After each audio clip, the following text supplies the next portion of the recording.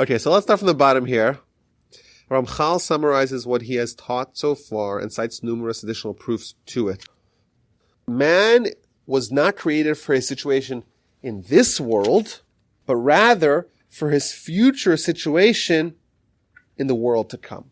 This is, I think, one of the hallmarks of our religious philosophy.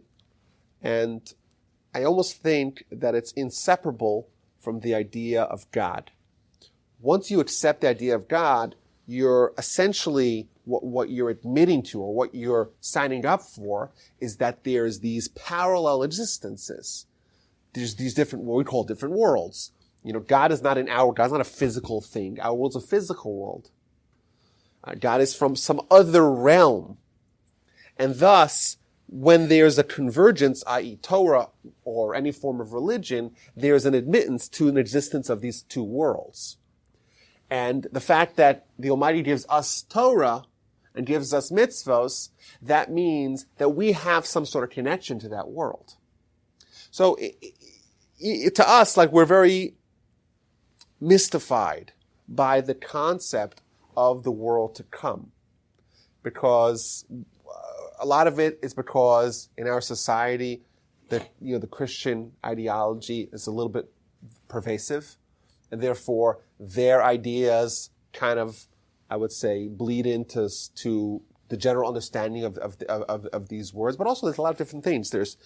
Maimonides himself writes, he says, there's so many different elements that we unfortunately conflate them. Like, what's Gan Eden, Garden of Eden? What is Mashiach? What is La'aslo in the future? What's Tchias the resurrection of the dead? And what's Olam Haba, the next world? They seem to be all some other world and some other time period, and we don't really know how to divide them, what each one of them really is. And that's why he writes a whole treatise on this subject to say, okay, this is that, and going one after another, what's Mashiach, what's Gan Eden, what's Tchias HaMeisim, what's resurrection of the dead, what's Olam Haba, what's the next world. But as a foundational idea, the existence of what's regrettably called the afterlife is a central element of religion. What he's saying is a little bit of an extension. This is why I don't like when it's called afterlife. What he's saying, if you just read it, he says, man was not created for his situation in this world, but rather for his future generation in the world to come. So when we say afterlife, what's inherent in the term afterlife? There's life, and there's afterlife. So what we're saying, when we say afterlife, we're saying this is life, and what comes afterwards is some other thing that's afterlife. What he's saying is, no. Man was created for the next world. That's life. What we're here, it's not that this is life and that's afterlife. That's life. We're here in pre-life. He's clearly looking at the forest, not at the trees. He's looking at the big picture. And he's saying, there's two worlds, and we've established that the purpose, the goal, the objective of man is that world, and this world is not the objective. And thus, my pet peeve is that we call it afterlife, and that's a little bit of a mistake, because that's giving primacy to our life here, and just giving us comfort to know that when we die, it's not just all blackness and nothingness. There's something there. That's okay, but I would prefer if we'd say, we're here in pre-life, and we're getting ready for the afterlife. And he does bring these examples. He says that this world is a corridor before the next world. So suppose you were going to a wedding in a fancy hall or hotel or destination, right? So you're going to the destination wedding, but the goal is the destination. You're not in the destination. You're there, you're trying to prepare yourself to get ready for the destination. But we don't necessarily look at this world as just a preparation. We think we're at the destination. And this is really, what he's saying, we're accepting we're just reading it, but we have to realize that fundamentally, we don't actually believe this or we don't actually live by this. Because if we did, we'd become like angels. Right? And this is really the conflict of life. The conflict of life is that the truth is we're in pre-life. And Olam Haba is life. That's the truth. And that's the reason why God created us. But if we knew that, if we felt like that instinctively, if that was intuitive to us, then life would have no meaning. We're a bunch of automatons. We're robots. We're androids just doing the will of God.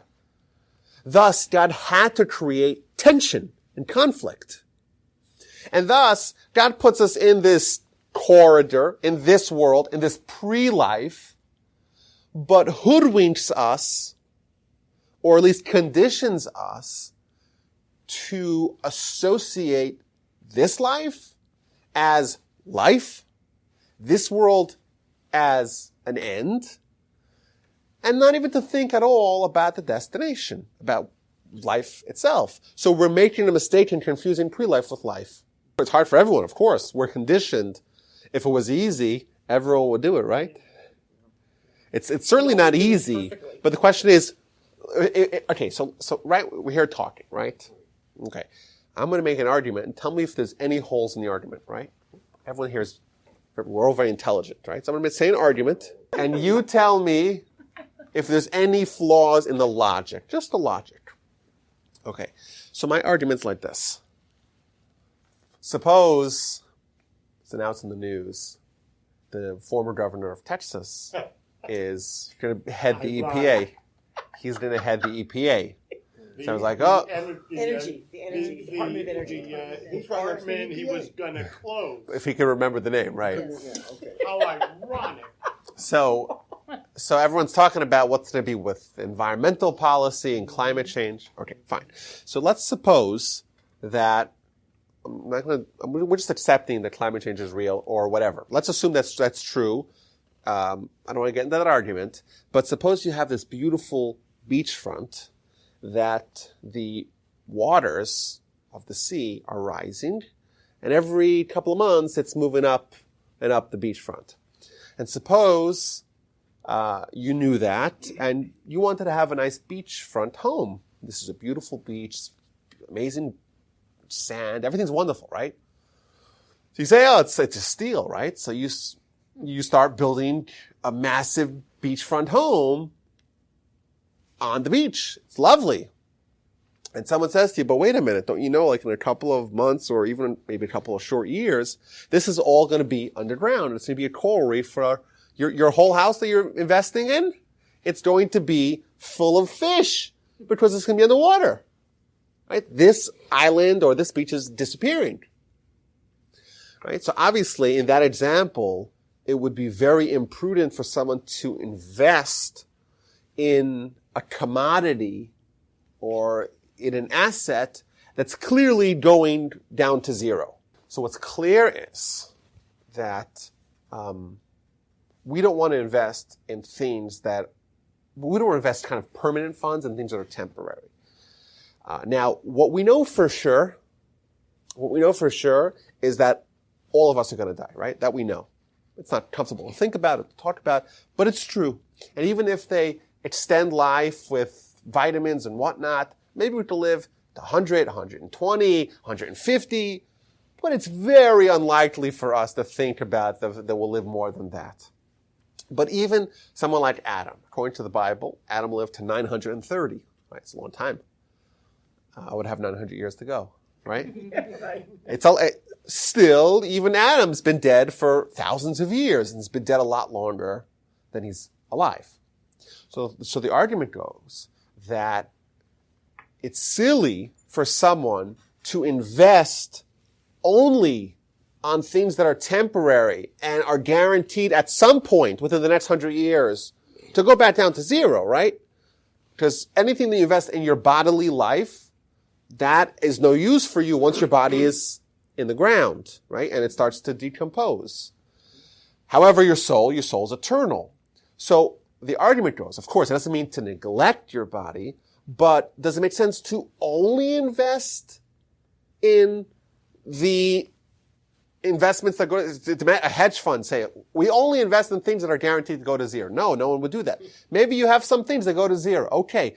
But to ignore and neglect the part of our lives that are eternal, well, that would be insane. And I think what he's describing first is fact. The fact is that Olam Haba is the goal. That's what he's saying. That's why Hashem created us. But I think the logic to help us kind of get over the hump is that, okay, we could choose to invest in this world or the next world, in our body or our soul, right? That paradigm. What we know for sure is that anything we invest in this world and in our body has a shelf life. However long it is, who knows? It could be tomorrow. We don't know how long we're going to last. It could be tomorrow. We hope not. We hope to live a long life, but it could, right? But it is temporary. I'm not saying to neglect that to become an ascetic, but to only invest in that and to neglect Olam Haba, well, that would be insane. Okay, well, let me repeat David's question for anyone who didn't hear it. David is saying, he is contending with what I'm arguing. I'm saying, well, your soul is eternal. Your body, by definition, everyone agrees your body is temporary, right? Because you can't last past 100 years. We die, body's put on the ground, it gets decomposed, right? So our body is temporary, soul's permanent. Well, and the argument that I'm presenting and that Luzzatto is presenting is that you should invest in your permanent self, certainly, and not neglect it, because that's really the part of you that's permanent. That's what I said. Says Dave, wait a minute. If your soul is recycled, and you're going to be reincarnated, so your soul is going to go to someone else. Therefore, well, it's temporary. Is that your question? Yes. Okay, I like the question a lot because I think it's a great learning opportunity to explain something very critical. Okay, so let's take the idea of reincarnation. So reincarnation, we have one soul and multiple bodies. A soul gets recycled into another body. It gets recycled maybe to a third, a fourth, a fifth, right? One soul, multiple bodies. So when we ask the question, when someone gets resurrected, body and soul come together again. Well, which body are you going to put to the soul? It's a very good question, right? If the soul has had 10 host bodies, which one of them is it going to use when it gets resurrected? This is a good question. It's a little bit of a tongue twister for your mind. It's called a mind twister. Mind-bending question. It's a good question. But I think the question is really born out of a critical mistake that we're making. Hear me out. Suppose I went into someone's closet and I looked at the amount of suits that they have, or dresses, or pants, or whatever, or shoes. And I say to them, okay, I want to put you together with a jacket or suit, a set of clothing. So you'll say to me, well, slow down. I'm your butler. I'm going to your closet. How could I possibly give you? You have so many of them. Right? You say, well, just pick one, right? Right? You can pick one. Pick a nice one, right? Pick one or get a new one. The answer to your question is, the body is merely a vessel for the soul. So who you are essentially is your soul. So your question is, if I have my soul going to someone else, well, then it's temporary. The truth is, you're temporary, so to speak. That question is like, well, my body is me, and now if my soul goes to someone else's body, they have my soul. The truth is, no. Your soul is you, and thus, when it's using bodies, it's like you using your suits. Just because you're wearing a different suit, you're not a different person, right? The body is merely clothing for the soul. So reincarnation means that your soul sheds one fleshy pants and one fleshy jacket, and it goes up to heaven, it gets polished a little bit, and comes back down and zippers up a new fleshy pants and a new fleshy. So when we ask the question, when I come back body and soul, which body am I going to have? And that's a perplexing question. But I'll say to them, when you come back next week, which sweater are you going to wear? I don't know. Does it really matter? I'm going to come. All I know is I'm going to be there. But which sweater are you going to wear? Why is that? Why does that matter? It's just a sweater. You zip it up. You put on a different one. It doesn't matter. And in fact, there's a little bit of a little nugget here. Listen to this nugget.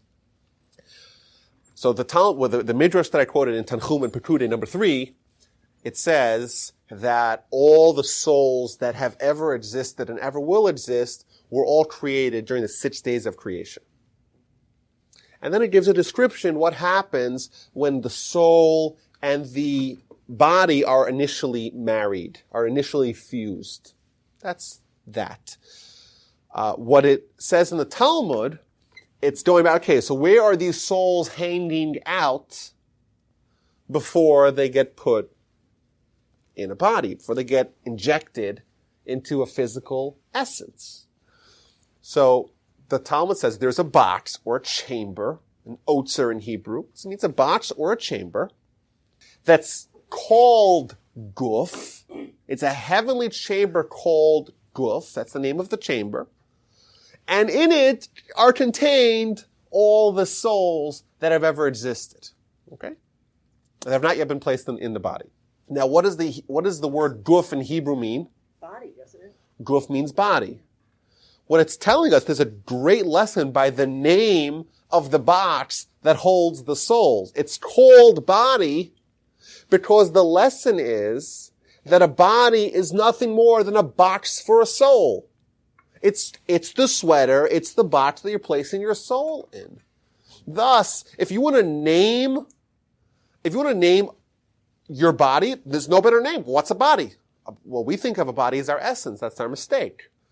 The body is just the box or the vessel that's holding our soul. Thus, in heavens, there's some sort of box that holds souls, and it too is called guf, because it too is nothing more than a box that holds the soul. And our physical guf, our physical body, is also nothing more than something which harbors, which is a haven for our soul, and therefore it's called our body. But the tension, like we all know, is that we don't think of our guf as nothing but a sweater, fleshy pants, or a box for a soul. We think of it as our essence. And because we think of it as our essence, if our soul is harboring someone else's body, well, then it's temporary. But the truth is, it's not our essence. The soul is our essence. The body is just the vessel that holds it. I'm moving my soul from one vessel to the other vessel. What's the matter? Well, that was my next question. Couldn't you have a body without a soul? You could. It's called a dead body. Well, no, It's called a cadaver. It's called a corpse.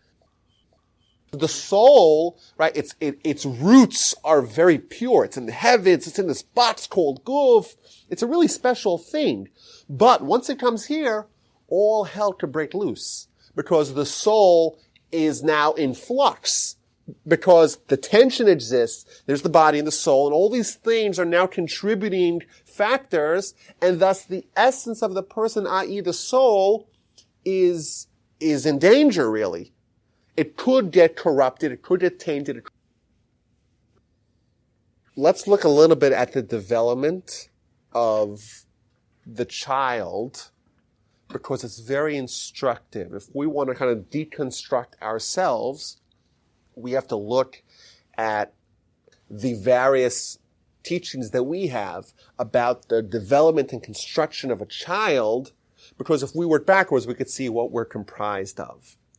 So there's another source. You guys can write these all down if you're interested. So this is in the Talmud in Nida on page 30b. If you take it all together, you notice that there's various different stages in the development. So we have the soul in this spiritual box called guf. It's just the soul. It has no influences of, no bodily or worldly or Yetzirah influences. It's totally pure. Now, at conception, the Midrash tells us that the first thing that happens at conception is that there's one angel, there's two angels involved here at conception. There's one angel who takes the primordial biological matter and affixes upon that statuses.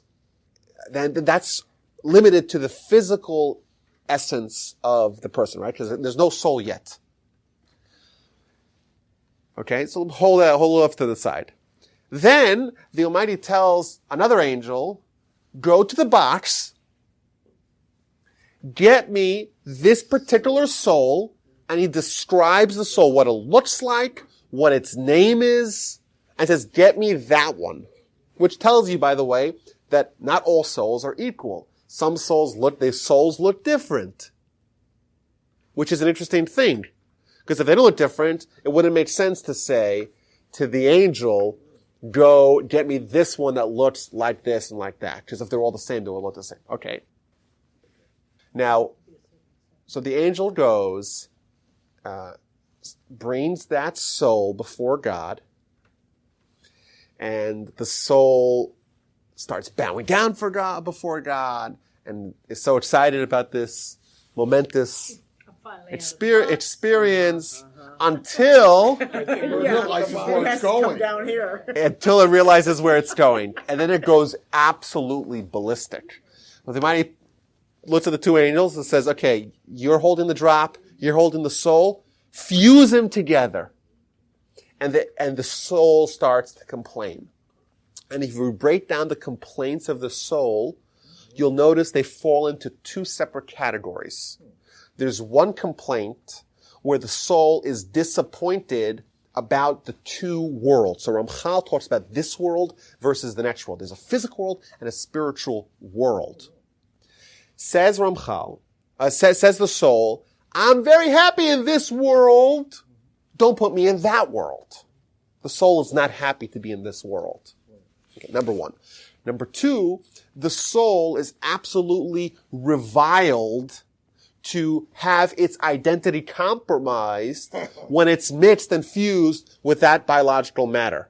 The notion that we to point to ourselves and says, me, this is who I am, a body, that is absolutely treasonous to the soul, and he's very disappointed about that. So those are the two elements of his frustration.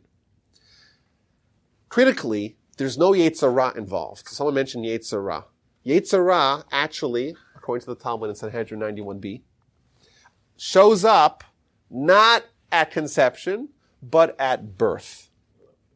Thus, anytime you study anything about the status of a child in utero, you know that the reason why the child's different physiologically, it's because they don't have a Yetzer Hara. So any teaching that you have in your head that you could perhaps conjure about the status of a child in utero, if you know anything about that, that's a function of the child not being dominated by a Yetzer Hara, because that kicks in at birth.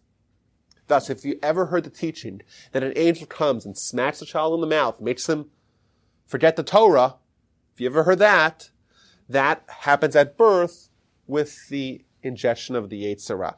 And concludes the Midrash, a third time the soul starts to complain at birth because the soul does not want to have the Yetzer Hara foisted upon it.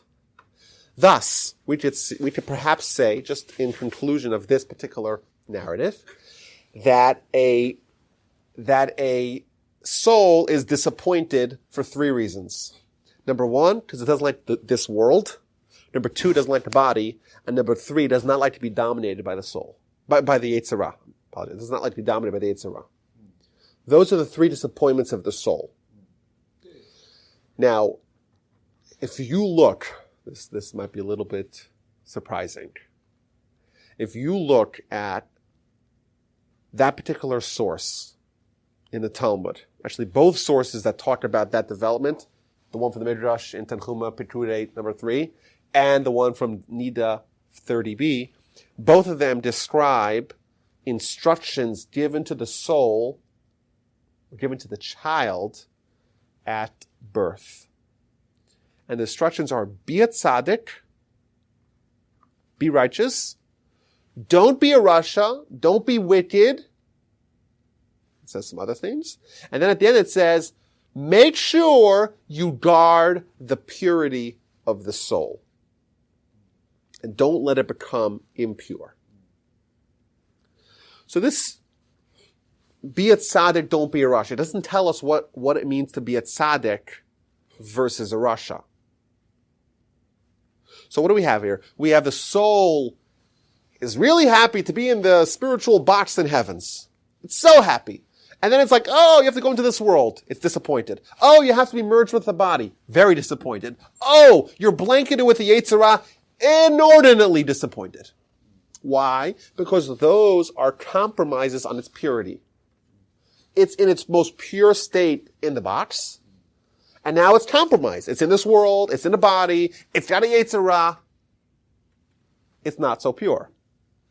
Child's told, be a tzaddik. Don't be a rasha. Now the term tzaddik, what does that word mean?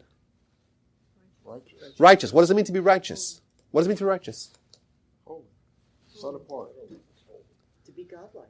Well, what does that mean? Well, how do you do it? How do you become a tzaddik? Oh, well, because you have to absorb, live and right. raise yourself. I'm hearing different soul things and your here. essence above. You have to follow The- the Torah. above Mitzvahs, this Torahs, world. above this world, be godlike. We all seem to know what a tzaddik is, but what specifically? Remember, the child before they're born is told, be a tzaddik and don't be a rasha. By being the highest compliment, if you're created in his image, be the best image you can be. But we're getting some diversity of Be godlike. Be like God. Be like Okay, I like all these things. What do the sources say? So I've researched this, and I've found tens of sources on rendering someone a tzaddik or a rasha. What does it mean? But what are the parameters? So I found many different sources that say that to be a tzaddik is to do mitzvos. I found many other sources that say to be a tzaddik is to fight your Yetzer Hara, to battle with the Yetzer Hara. I found a third set of sources that look at a tzaddik as someone who is living for Olam Haba, The world to come. the world to come. And then we see a juxtaposition between the instruction, be a tzaddik and don't be a rasha, and the instruction, preserve the holiness of your soul. The soul is about to be born, and it's given instruction, be a tzaddik, don't be a rasha. Number one. Number two, preserve the purity of the soul. Now we know, Then why'd you put me in this body? well, that's the challenge. Right? But we know, why is the soul's purity compromised? Well, we said, it's disappointed because it's put in a body, it's disappointed because it's put in a world, it's disappointed because it has the Yetzer Hara. Right. Each one of those are threats to its purity. Right. To be a tzaddik means to maintain the purity of your soul. Well, why is the soul under assault? Because of those three reasons. Yeah. Thus, the three reasons that we're told of classifications of a tzaddik, they are exactly corresponding to the three reasons why a soul may become impure.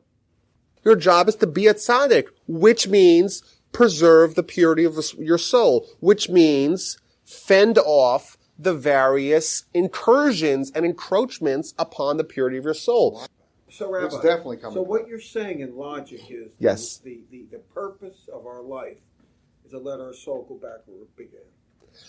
Exactly. The purpose of life is to undo the various stages of impurity foisted upon your soul. And then your soul can go back to its original. Exactly.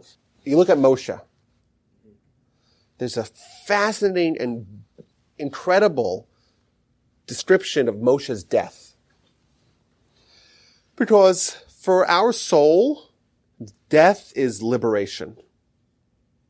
That's what it is. It's now trapped in the body, trapped in the world. It's got a Yetzer Hara. It wants to leave. It wants to escape. Suppose I got rid of my Yetzer Hara. I fought it. I battled it. I was successful. I eradicated it. Well, then my body in this world becomes a little bit easier for the soul to live in, right? Suppose I lived in this world, even though I'm here, I lived for Olam Haba. Well, my soul is even happier now. Suppose I identified with my soul. I did all three realms of a tzaddik. If I did those, well, my soul's really happy to be here because It's no different. It's living in this world, but it's as if it's living in Olam Haba because the priorities are all aligned. It's living in a body, but the body is not a factor. I'm identifying entirely as a soul. And it doesn't have the Yetzer Hara to butt heads with. It's very happy. So the Midrash describes the death of Moses.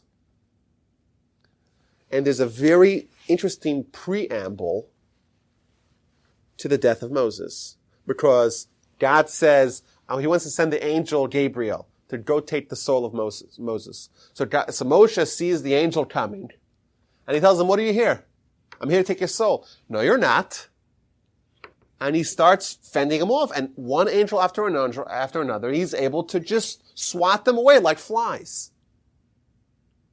And then finally, it's a very long narrative. It's a beautiful, if you could find, they have English copies of the Midrash. This is the last Midrash in Devarim Rabbah. Rabbah means the great one, which means the great Midrash, which is the largest book of Midrash on the Torah in Devarim, in Deuteronomy. The very last story that happens in the Torah's death of Moshe, the very last description of the Midrash is describing the death of Moses. So, all the angels are unsuccessful to get Moshe, and then God himself says, I'm going to go get Moshe.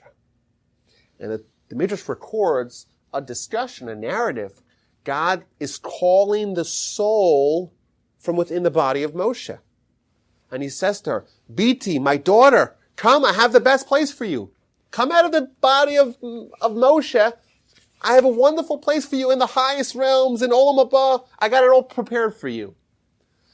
And the soul resists. The soul says, no. There's no better place in the world, i.e., this world is happy for me, and there's no better venue than the body of Moshe. What the soul is saying is that, of course, there's no Yetzer Hara here to sully me, and there's no body, so to speak, to have a clash of identity with, and this world that Moshe created for himself is the spiritual world. I want to stay here. Is there any better place in the world than the body of Moshe? Really? So thus, the soul, for everyone, so to speak, when we start off, the soul is like, what's going on? You're putting me in the body. You're putting me in this world. You're throwing a Yetzer Hara on me. I don't want to get me out here. In fact, the Midrash tells us that the Almighty appoints angels to stand guard on the soul so it doesn't escape.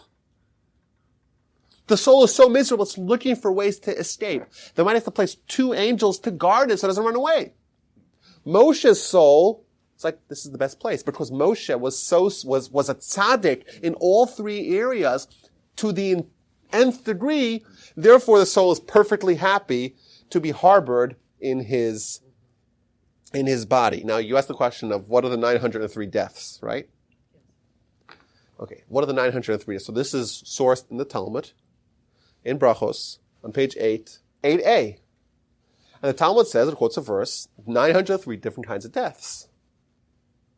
What it's describing is a reflection of someone's success and or failure of their fulfilling their mission to become a tzaddik to preserve the purity of the soul. If the soul becomes impure, it becomes further embedded into the body, it loses its identity, and it gets enmeshed into the body.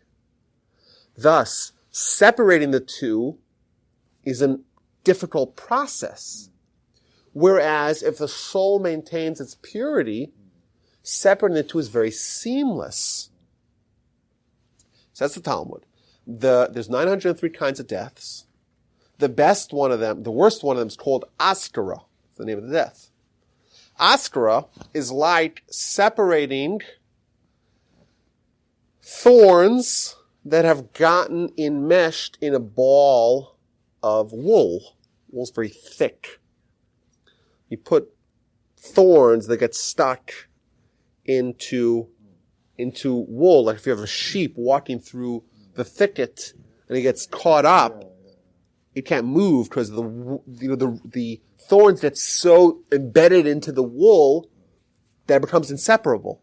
you want to pull it out, you got to pull and yank and claw and you pull it out and little bits of thorn are left inside and little bits of wool are pulled out. It's a huge mess. That's the worst kind. That's separation of body and soul, separation of physical and spiritual, separation of this world and that world, separation of Yetzirah and soul. Those things became so impure and so non-distinct that to separate the two, well, that's a very difficult thing. Whereas the best kind of death is called nishika, which means, which is akin to separating a hair that has fallen into a glass of milk. You have a little black hair floating in the glass of milk. You pull it out. It's totally smooth and seamless. Okay, so what's interesting about this is that this is not describing pain, physical pain. It's describing spiritual pain. So we have no idea what the pain is like. We have no idea because it's not something we can experience. Well, the Rambam, when he talks about these matters, he does say that there are some arenas of our lives that we can feel spiritual pain or pleasure. He gives an interesting example. He says, suppose, people who take revenge. Revenge does not make sense logically because you don't actually benefit from it in a physical, tangible way. He says it's almost a spiritual pleasure, it's strange for us because it's not a positive spiritual pleasure, but it's a negative spiritual pleasure, but it's something that we understand, like to spite someone who did bad to you, that really tantalizes us, but you cannot explain how it benefits you tangibly. You can't. So that's an example of this realm of spiritual pain and pleasure. You see the pleasure of your children. They're flourishing. Or, God forbid, they're suffering. That's not physical pain. That's spiritual pain and pleasure. And it's as real. It's much more real. That's the most pain or pleasure someone could have is the success and failure, God forbid, of their children. And you see, that's a great example, right? If someone's child is in pain, it causes more pain than if the parent would have that same amount of pain themselves physically. It's amplified. Spiritual pain is always amplified. So we read one line. That's typical. Yes, That's typical. And but it's a very. Can you read the line again? Yeah, let's read it. Let's read it again. Yes, the line was: the general principle is as follows: man was not created for a situation in this world, but rather for his situation in the world to come, which is also called, the Rambam calls the world to come the world of the souls. Logically, we know it makes sense to invest in the soul, but we don't feel that intuitively. We don't feel that innately. That's kind of an idea that's not so tangible. To us, our bottom line, our car, our house, our physique, those things rise to the top, even though we know no one is buried in their house. Well, maybe some people are, but most people are not. Almost no one's buried with their car, right? So there are some people that are buried with their car, right? We know that. Those people that they drive the Ferrari, right? But they still can't drive it, right? There's a lot of traffic. And their physique, what happens to your physique when you put it in the ground? It starts to shrivel up. But, so that's logical, but it's hard for us to feel that because of this tension that we have in life. Neglect the body. Of course not to neglect it. But to neglect the soul would be even, right? So yes, we're not saying don't neglect your body, but certainly don't neglect your soul. But again, we're trying to live a better life here, so we'll have a seat on the 50-yard line as opposed to the nosebleed. Hopefully, I'd take the nosebleed, right? But we want to be in the stadium. Let's get in the stadium first. But I mean, what I'm saying is the world to come really do have a better life here. Well, we're trying to set things up for us. That's also true. The truth is that that's another very good argument that if someone lives a righteous moral life here, their soul is happy, yes, but they're actually not forfeiting that much. They think they're forfeiting. Their body, Yetzirah, everyone's like, oh, you're giving, I gave an example, right? People that are observant of Shabbat, right? It's a mitzvah. It's one of the greatest mitzvahs in the Torah. So for people that didn't grow up with that or not used to that, to them, the thought of observance of Shabbat is the absolute pain, and it's the oh gosh, you'd be cooped up in your house with your family. How terrible is that? You got to turn off your phone and your TV, right? All these things you can't do. It sounds like hell, right? It sounds terrible. You ask people that are observant of Shabbat, what's the highlight of your week? What's the best time you could possibly have? What's something you would never give up for anything? Shabbat. It's Shabbat.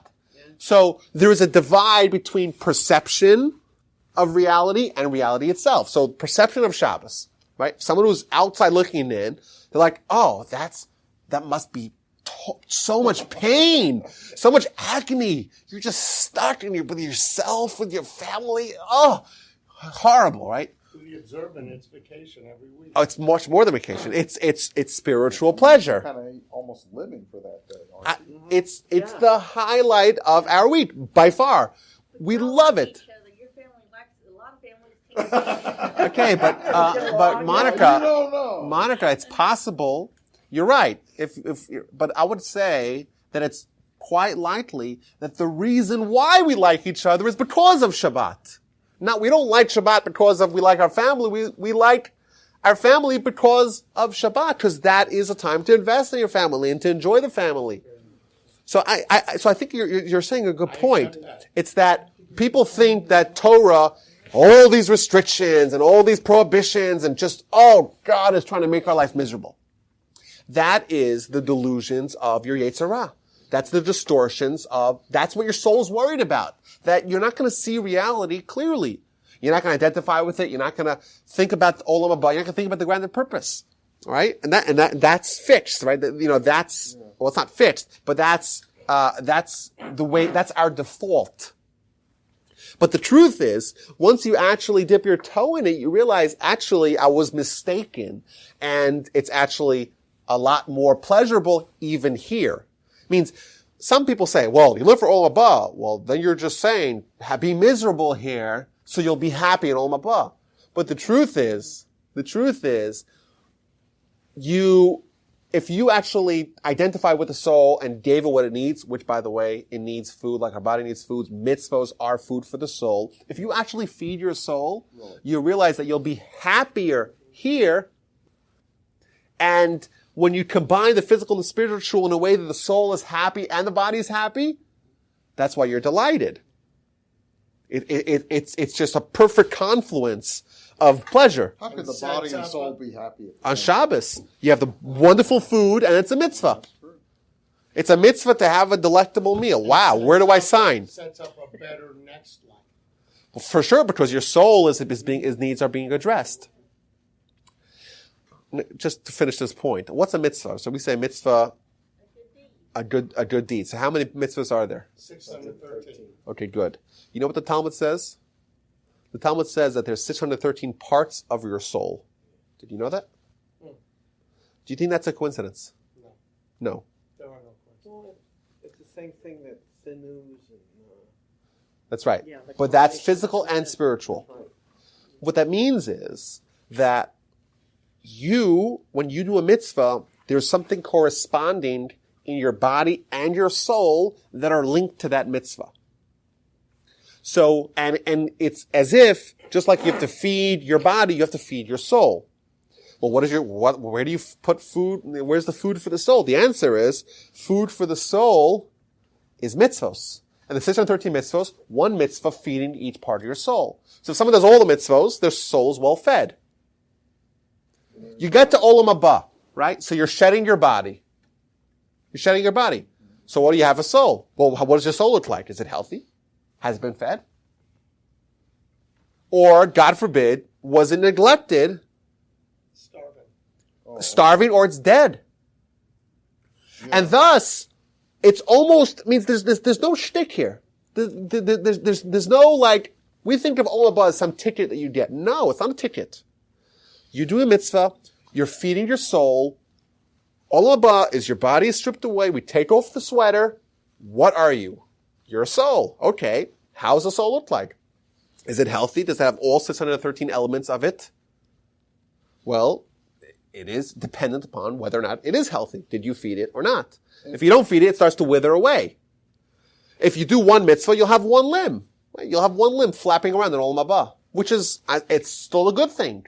It's we don't minimize anything in spirituality. We don't minimize anything. But that soul's not very happy, is it? It's not happy, but we don't minimize anything, right? If to give Doesn't life that soul to have to come down again? maybe It's gonna be hard with one limb. Yeah, really. Like, what is it? there. Okay, so we're getting a little bit off topic here, but It's going to look at other souls, You know not what? all You still can't 613, and do- How get many jealous. can't you do anyway? How many misses so good question. How do you make up for those? by doing the other ones twice? No. How do you make up for that? You can't, Huh? Prayer? you can't make up for that. You could. Otherwise, you have to. Otherwise, your soul is lacking. Do you think I'm So- going to go out in my wait a minute. neighborhood and So start how do burning you? oxes? Like you Torah can't do. study. Oh, okay, because you can't do offerings, but You know say what? Pray or something. That's right. Yeah. I said prayer. So people are obsessed. Torah, like Jewish history, Jewish culture is obsessed with Torah study. Obsessed with it. This is one of the reasons why. There's a lot of reasons why. One of the reasons why is Torah study is a multivitamin. One mitzvah addresses one element of your soul. Well, you want the whole soul to be addressed. Is there some sort of magic formula? Is there this elixir of life? Yeah. It's called Torah. Eitz Chaim Hi L'Machzikim Ba. It's a tree of life. It's spelled out in front of you. It's life for your soul. Study Torah, and that is able to cover all the gaps that you have with mitzvos. So you could do 100 mitzvos. Well, because you can't be a Kohen, you can't, right? It's not possible for us to fulfill all the mitzvos. So how do we address our soul? Torah study fills in the gaps.